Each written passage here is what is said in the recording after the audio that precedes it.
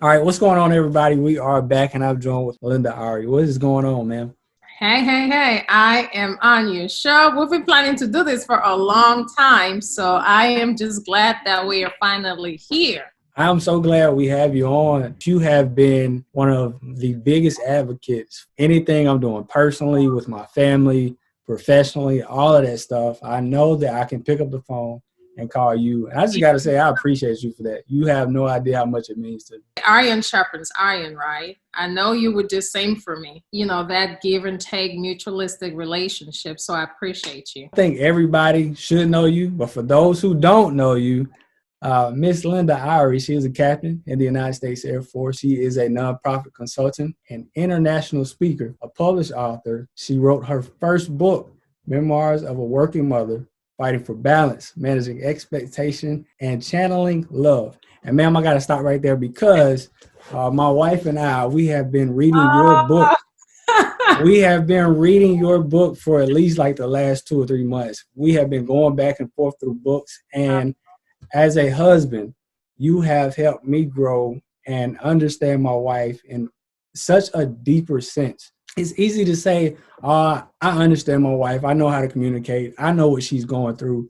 But we just had our second child, our second daughter. Our second baby changes the game. Yes. We just had our second daughter about 4 months ago. I had no idea what she was going through. I still feel like I don't. I have a better understanding, but your book has shed so much light on our relationship. So I thank you for that. I appreciate that. That means a lot. And that's why we write. We write to make an impact. We write to make a difference. So I really appreciate that. So you have all of that going on, and you're an active duty captain in the United States Air Force. You work in the Air Force Medical Service Corps, and you are currently serving as the Chief Financial Officer.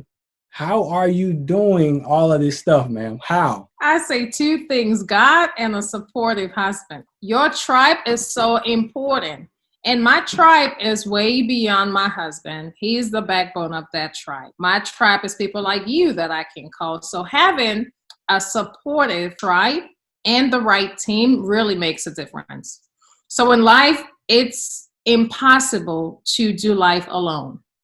Anybody that says I'm a loner, you need somebody to make the food that you eat. You need somebody to distill the water. Everybody needs somebody. And the moment we understand that we can go farther when we have the right team, you may be the strategic person in that team, but you need people that can help you execute and grow. So you can be doing so well by yourself, but there's so much more you can accomplish when you have the right team. And I say right team because it's so important. We cannot focus on people. When I tell people I only have, 3 employees, people are like, how is that possible? 3 effective employees. Often we look at quantity over quality. You need a qualitative team. You need people that see the vision, people that can execute the mission, and people that are dedicated to your platform. And it doesn't matter even if it's just you, because sometimes you are the CEO, you are the founder, you are the owner, and it starts from there. And as you continue to grow, you can recruit other people that share in that vision.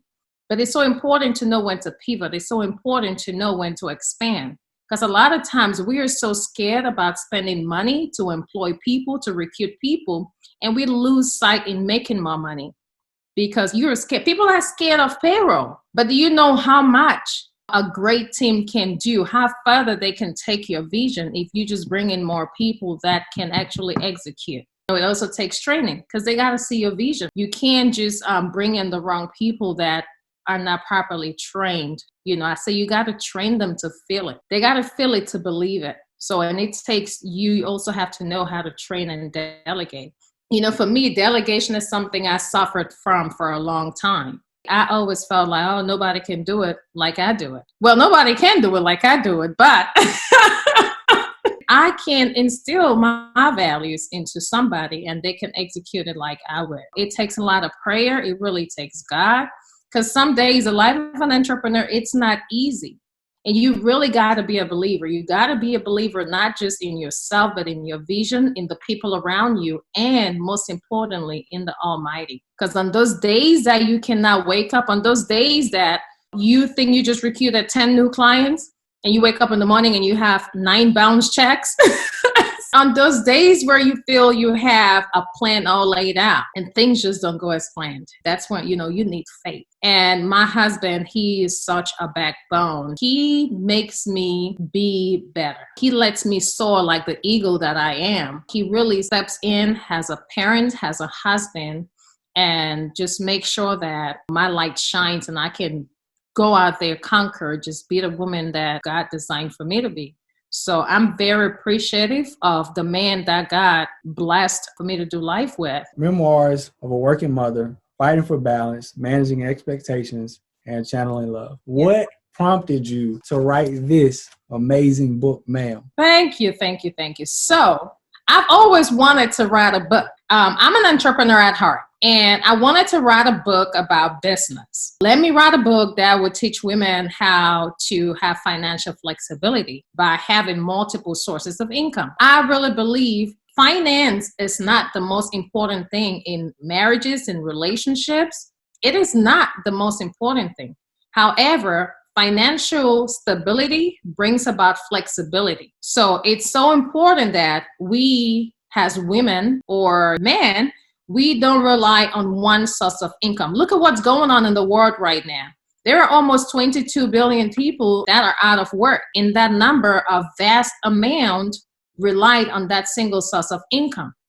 I had a woman call me the other day. She's down to her last $200. She's a single mom, small business owner, hasn't been at work since this pandemic, and she said, I'm down to my last $200.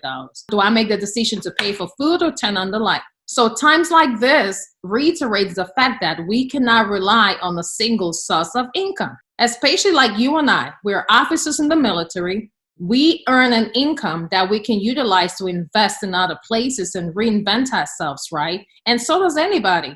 If you have any source of income at all, now more than ever before is a time to start thinking about how you can reinvent yourself and spread your dollars. So when I thought about writing a book, I really wanted to teach women how they can be more lucrative in society. How can you make more money? How can you be more diverse while also making an impact? Remember, I talked about money not being the most important thing. For me, the most important thing is how you make people feel. What kind of change you bring in the community. What problems you're solving, what impact you're making. So that's what's most important to me. But things change. I met this handsome man. He swept me off my feet, got married, we got pregnant, and I went through a very difficult pregnancy. So at 5 months, I actually had to go on bed rest because I suffered a severe case of uterine fibroids. 40% of women of color suffer from uterine fibroids at the age of 30. However, not everybody is symptomatic. So a lot of women don't know. And a lot of women have just not gotten tested. When you start having heavy periods, blood clots, and stuff like that, it's good to go get checked to see, do I have fibroids or what other underlying issue is it? So for me, I went and got checked and I had a very severe case of fibroids. At the time, I had 5 fibroids growing inside of me. So my pregnancy was rough. At 5 months, the pain was excruciating. I woke up one day, could not walk, but I walked myself to the hospital. Everybody thought I was crazy. I thought the baby was coming, but it wasn't the baby. It was just the fibroids. So I was put on bed rest at 5 months. Mind you, this is somebody I'm always on the go. Bed rest and Linda Arrey don't go together. Okay? They just don't go together. So I asked my doctor, Dr. Lacey, Dr. Lacey and I are still really good friends. I'm like, woman, are you trying to kill me? But I went home and I'm like, you know what? I'm not about this bed rest business. And the way God works, at that moment, my brother was visiting me. The day this happened was the day he was supposed to leave back for Georgia. I was in Mississippi at the time. He woke up and I was gone and he's like, what's going on? I said, I walked myself to the hospital. I didn't want to wake you up. Yeah, that's what pain does to you. Like you think irrationally. But he extended his stay because this could have happened. My husband was overseas. This could have happened when I was home alone. But God made it possible that I had the care that I needed. He stayed with me for a while until I could get used to the new norm. But in my moments of bed rest, all the things that I always wanted to do, I was also appreciative of the military. I woke up every day or every 2 weeks, I had a paycheck. I had an online women's fitness clothing store. It was still bringing income. I was still able to coach. So I still had income coming in. But in this moment, though, it makes you think about the woman that is also going through uterine fibroids or another form of complications during her pregnancy, and now on bed rest without any source of income. And it's a lot of women that go through complications, can't go to work, and don't have a source of income. And it's not just, pregnancy-related complications. Life happens. Just like, again, now, life happens, and we look around and say, oh my God, I only have $200 in my savings. We cannot live like this. Also, just talking with, I formed a support group for other women going through, just challenges with pregnancy. And I realized we need support. It really makes your heart feel warmer when you can hear another woman say, oh, that happened to me too. Oh, I'm going through this as well. Oh, your stomach hurts this way. Oh, mine too. It's just a mental relief to say you're not crazy, you're not hurting alone, and you have other women to do life with. So here I am. A book that I was writing to strictly teach business became a lifestyle book. We need all of these things. Mental wellness is extremely important. We can go about talking about boss women all we want, but if we're not mentally, physically, spiritually, and emotionally healthy, we are not building no empires, or we cannot build empires to the extent of our capabilities. To be able to fully maximize our capabilities, we got to take care of our wellness, mentally, physically, spiritually, emotionally. Then we can talk about financial literacy. So talking about this business book, it became a lifestyle book. I was journaling about my baby. I wanted every mother to be able to connect. Read this book and connect when you're pregnant. Read this book when you have your baby and connect. Read this book and get closer to your spouse. Get closer to your husband. Read this book and prioritize self-care. A lot of people now are conscious about, burnout. Even the ICD-11 codes that are coming out, they've listed burnout as a disease per se, We have to identify the signs within us when we are reaching burnout and tap out way before we get there. You don't wait until you are burnt out, then you say, oh, I'm burnt out, when you're about to jump off a cliff. 30% there, start realizing the signs, pull back, talk to somebody. You maintain a healthy wellness state. That way, we have to take care of ourselves. And when that baby comes, depression is real, because no amount of classes can make you experience childbirth. When you have a baby, you experience childbirth. And what happens next? I wanted to breastfeed. I was so determined to breastfeed. And it was very challenging for me as well. But I ended up breastfeeding both of my kids over 12 months. Breastfeeding is not you have a baby and you breastfeed. It's not like the baby would just latch or you would have milk. I struggled with producing milk. But I insisted, and I think at 2 months, that's when it got better. This book really, it shares, a lot of challenges and also tips and resources on overcoming these challenges. And importantly, it's so important that after you go through all of these things, you can still look at yourself in the mirror and love the woman that you see, because you gave life. You brought life to this world. I've been cut 3 times. 2 C-sections and another major surgery. But there's no day I don't look at those scars and I smile. So mentally, every woman should be able to love the body that she's in. And I know it may be harder some days than other days, but you got to keep trying until you get to that place where you look at yourself and say, you know what, I am fine. Like, this is God's creation, and I love the woman that He's made me to be. God trusted you with a creation, a whole human being. Like, can you imagine that? So, this book, it really leads from challenges to, overcoming them and then loving the woman that you are. We talk about self-care. The end of the book is an opportunity for you to journal, because it's through journaling that I started writing.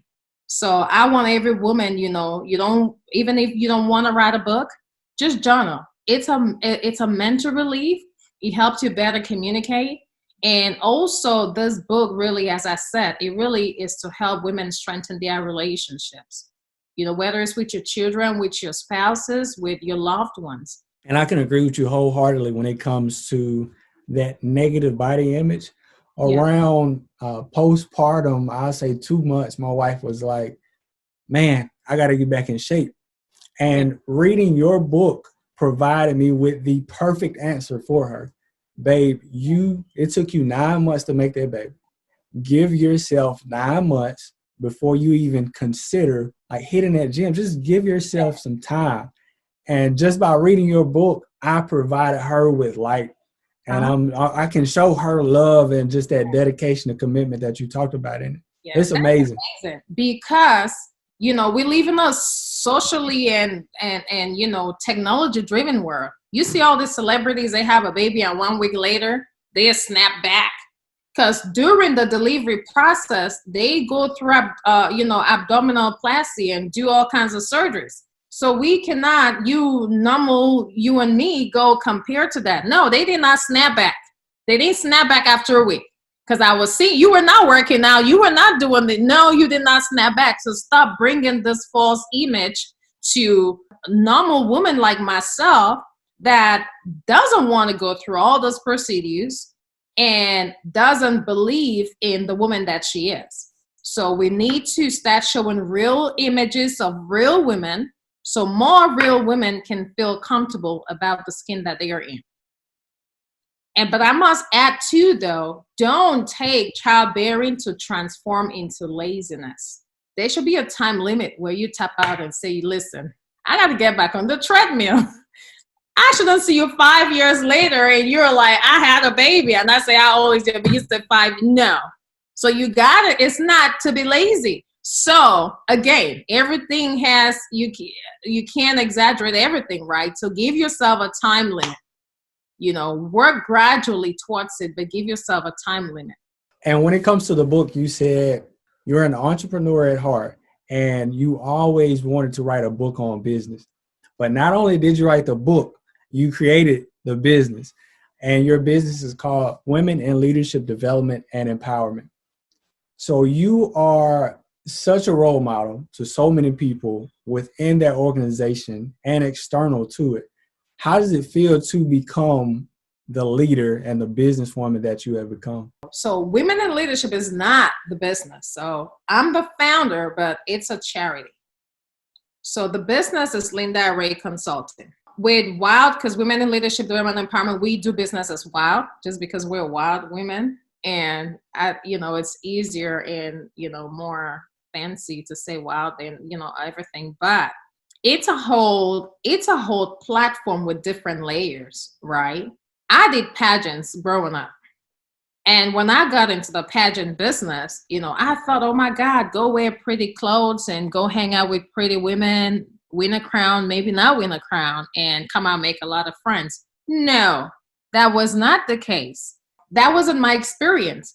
My experience was a bunch of women that are not supportive. Everybody's trying to stab everyone they can to win and stuff like that. It was no sisterhood. I walked in there and it was like a wow moment, and not a wow good way. It just wasn't what I expected. I was coming to have some communal relationship and it wasn't that.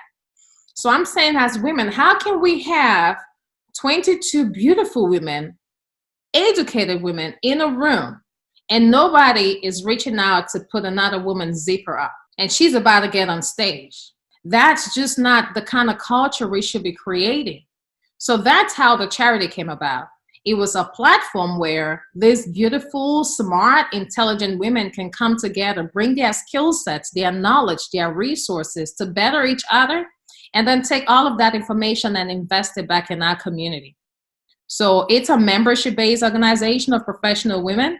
And when I say professional, all kinds of profession, to include women that are gainfully employed at home. They are a part of that organization. We all have something to bring. So we really take sister supporting sisters beyond a Facebook hashtag. Because I see people, sister supporting sisters, but your sister just asked you for a cup of water and you drove fast. No. So it's a real life sister supporting sisters, okay? So we consume WILD. That's the way we put it. If I need, a speaker, I feed into WILD and say we have a speaker for this event. or you have an event, stuff like that. I need a pediatrician. Hey, my children need a new pediatrician. Let's, get a pediatrician from WILD. We really consume WILD. What makes us a spectacular women's organization is that we take this, it's not just qualifications. We actually invested back in the community.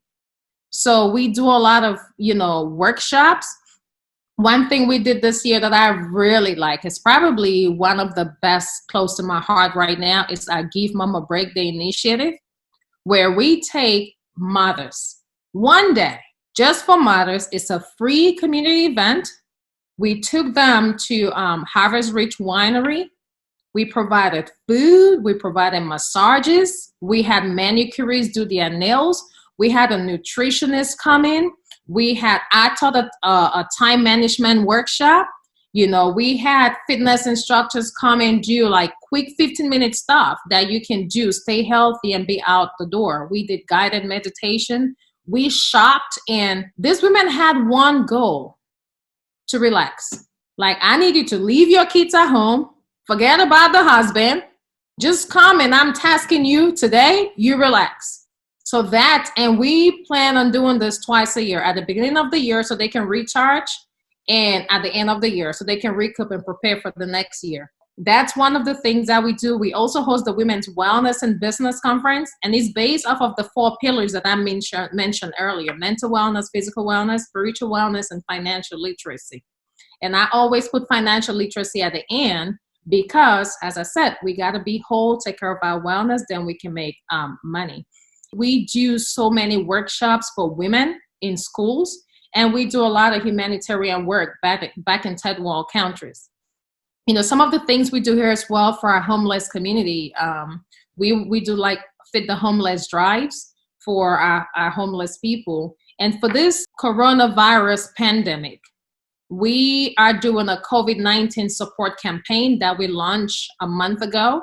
And we are providing medical grade masks, so surgical masks and N95 masks. We are providing to local hospitals and institutions that have frontline healthcare workers.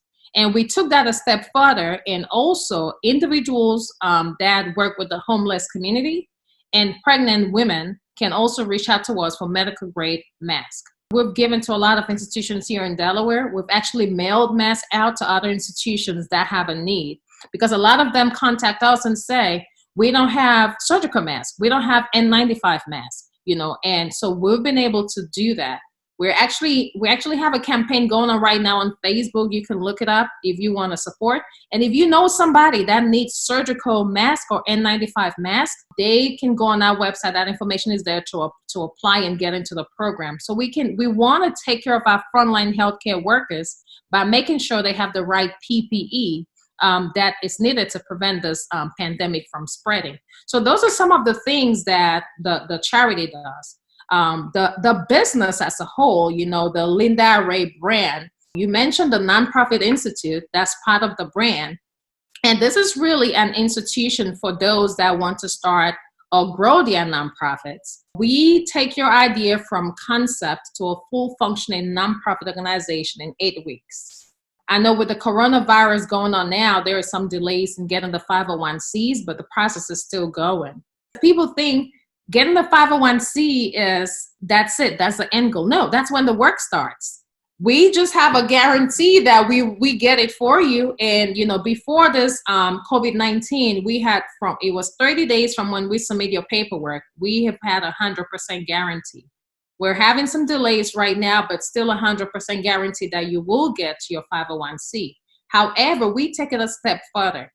We work with you to implement sustainable programs. 90% of nonprofits are not successful. You got to make sure that your programs are sustainable, that you're actually creating impact. It's true sustainable programs that are impacting the community that you're able to attract the right funders. Nonprofit needs to be run as a business. A lot of people think that, a nonprofit is a hand-me-down. No, you have to have a business module for your nonprofit. To do that, you need money. You get money through your funders. Other than that, you're going to fund your nonprofit for the rest of your life, and you don't want that. You need people, the support of the community, to help you support the community. So that's one thing that we do. And then also provide, coaching programs for mid and small size organizations and one-on-one coaching programs. And our coachings are really based off of lifestyle leadership coaching. A couple of my clients call me the people's GPS because I always say, I'll tell you how that name came about. I always tell them, I said, listen, I will give you the roadmap and the directions, but you have to be both qualified and willing to drive. I'm not driving for you. So when a lot of people solicit coaching, people think coaching is like, some magician. I will go do. No, I am not the tactical person. I'm the strategic person. So, and it takes desire. It takes dedication. It takes you investing your time and resources because coaching is not free. Mentoring may be free. Coaching is not free. So are you willing to invest your time and money? Because you have a lot of people that think they can just write you a check and then miracle happens. No, you still have to put in the time. My clients are calling me, oh, you're the GPS. Yes, I'm the GPS. I will give you the directions. You got to be able to drive and you got to have the right license to drive, which is, your dedication, your commitment and stuff like that. And you got to be able to show up every day and do the work. Those are some of the things that we do. And, I also speak professionally. So I facilitate a lot of women's conferences, workshops. I've spoken on your platform twice, so and it's something that I say, speaking for me is coaching from the stage. It's just another way for me to connect with people and share my story and hopefully inspire just one person. Because a lot of times, you don't have to connect with the whole world because I've done this for so long. I know we cannot save everybody. But so if you wake up every day and just make a difference in one person's life, those are some of the things, under the whole brand. So we have the humanitarian aspect and then we have the business aspect of it. I am a full believer that in order to fulfill your life's purpose, you have to live your purpose. And I think that you are the embodiment of that. Not only are you a dedicated mother, phenomenal wife, and speaker, coach, trainer, all of these things, but you are such a great friend, and you have been a great friend to myself and my wife, and I appreciate that. I appreciate you guys. If you could give anybody one singular piece of advice, no matter what it is, what would it be? I say shoot your shot. And I say this, I know it comes across sometimes like a cliche, but it is so important. Every decision we make every day, we're taking a chance. When you wake up and say, what are we having for dinner? What are we having for breakfast? You're taking a chance. You're betting on yourself to actually enjoy the food that you make for dinner that day, or betting on yourself to be able to afford the food that you put on the table that day. Every decision we make in life, we're taking a chance. Whether you're on Amazon shopping, hoarding right now, which a lot of people are doing, you're taking a chance. You don't know if that thing is going to come from China. You don't know if it's going to fit. We are taking a chance every day. So when I say shoot your shot, I'm saying don't take small chances. Whatever is it that you've been wanting to do, whatever is it that you've been wanting to accomplish, just go for it and shoot your shot. Because you're taking chances in life every day. Why not take the big chance that is going to bring you the fulfilling lifestyle that you desire? I say I have one mission in life, right? Everything that I do is for one word, fulfillment. Somebody may say, oh, money. You're grinding to get money. Or you're grinding because I talked about flexibility, or happiness. What is happiness? Happiness is fulfillment. If money is your thing, when you make that money, then you've attained fulfillment. If flexibility is your thing to be able to up and travel whenever you want, that's fulfillment. So we got to first understand what is it that brings us fulfillment. Because we live in a social media driven world where, it's confusing. If you don't know what it is that brings you fulfillment, life is confusing. Because you're going to be on Facebook one day and see that, oh, Ross started a podcast. Let me start a podcast. It's not your thing. Like, you got to know what it is that brings you fulfillment. Oh, I didn't get any likes on this post, so maybe I should do the other one. Nobody, who cares about likes? Are they converting to dollars in your bank account? No, don't care about none of that stuff. But if you understand who you are, You know, I talk a lot about personal capital, and that will be a story for a whole nother day. You got to know what your personal capital is. You got to know who you are and whose you are so you can better understand what are the things that bring you fulfillment. When you understand what it is that brings you fulfillment, you can now shoot your shot and take those bigger chances. Because don't shoot small. Start showing up for yourself and show up big, because no matter what, you have it in you. You know, a lot of people fail not because they don't know how, but because they do not act on how.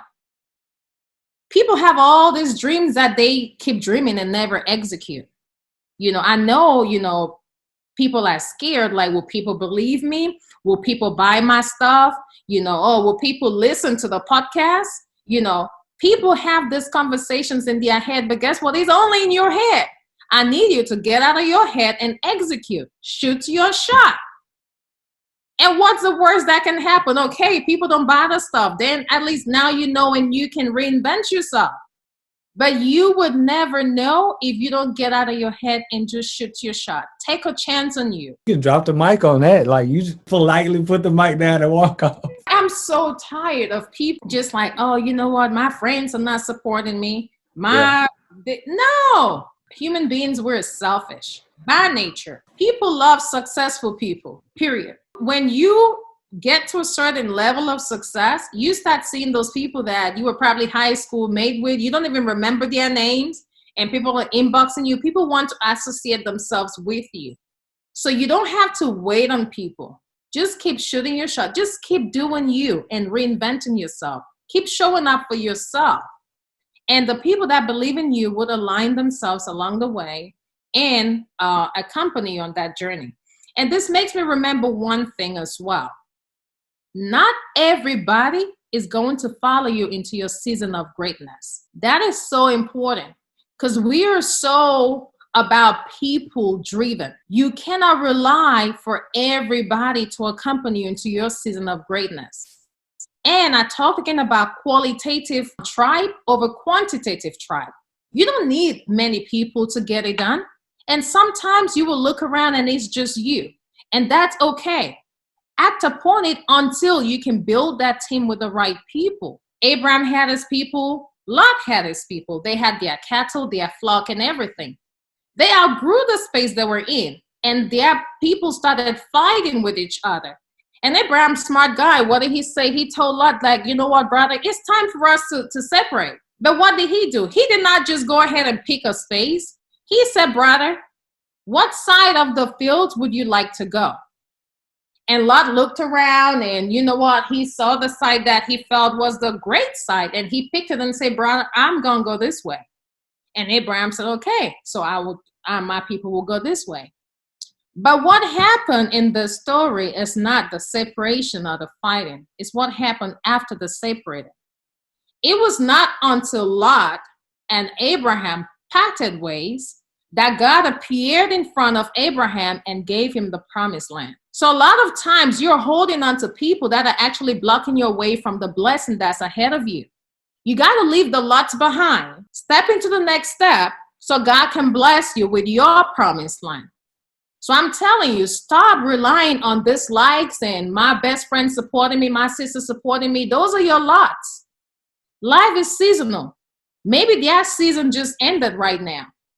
You got to step into the next season and embrace your promised land. And that is literally all it is. You do what is for you. Me, I'm not doing anything that I wouldn't do anyway, right? And I'm not trying to compete with nobody. I'm just doing what I've always had a passion for. Only now that passion is just amplified and elevated. Yeah. And I got people like you that support me. That means more to me than having people who will just give like half of a percentage of care. Because I know our relationship and our bond and our connection is going to grow like extremely far over the years. I want to thank you, Linda, for taking time out of your day. I truly appreciate it. I totally will. This is way past due. And I was like, listen, we got to get this done, because you know what? Let me do it now, because he's going to grow big and then he can't have the little people on his show anymore. So I might as well come on now that I have a chance to shoot my shot because soon the little people we're going to have to apply with on the waiting list. And, so I'm just glad we finally got this out the door. I'm not even going to address that. I'm not even going to talk about it. I know, but in all honesty, I appreciate you. Keep being the man that you are, a great father, great dad, a man of God. You know what? It's so much. You got so much going on. And I just stick with your faith and your convictions. And, I know that your season is evolving. There is so much that is going to birth in the next season. And you better hurry and write that book, brother. I'm ready to read it. It's on the way. But again, I appreciate you. To everybody watching. So everybody, if you need to find this amazing leader, go and find that website. It's in front of you right now. Go find her. If you're creating a nonprofit, if you're a woman going through anything, women and leadership development and empowerment is definitely a place for you. So we'll see you all next time, and thank you.